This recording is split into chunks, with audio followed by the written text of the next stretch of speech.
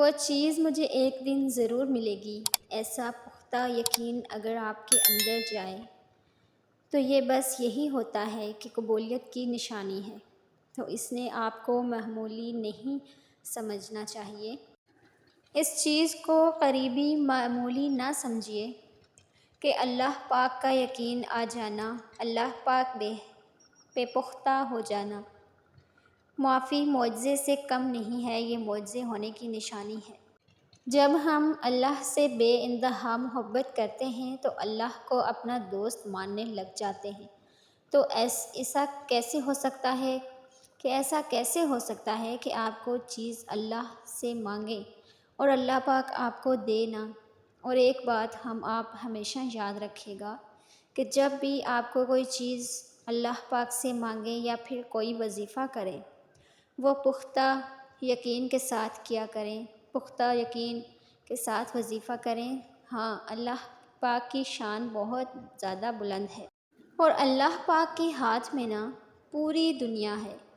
اللہ پاک کی جو ذات ہے نا وہ بہت بلند ہے، یہاں ہماری سمجھ بھی وہاں تک نہیں جا سکتی جہاں سے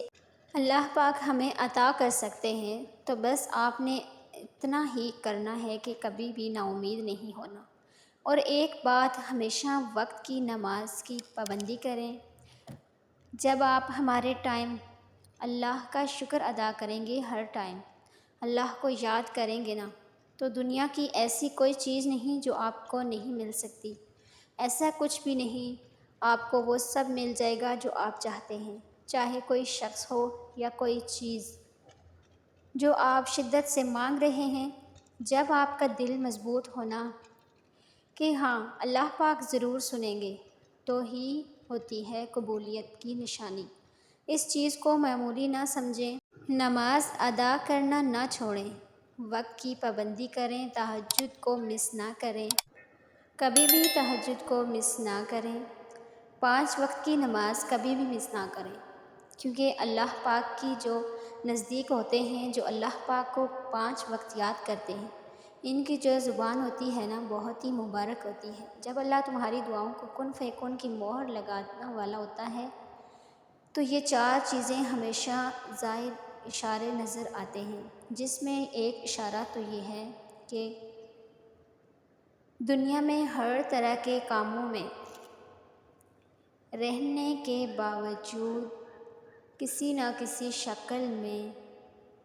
اس کا ذکر کرنا شروع کر دو، تو یہ اس بات کا واضح اشارہ ہے کہ اللہ تمہاری دعا کو شرف قبولیت بخشنے والا ہے۔ قرآن خود کہتا ہے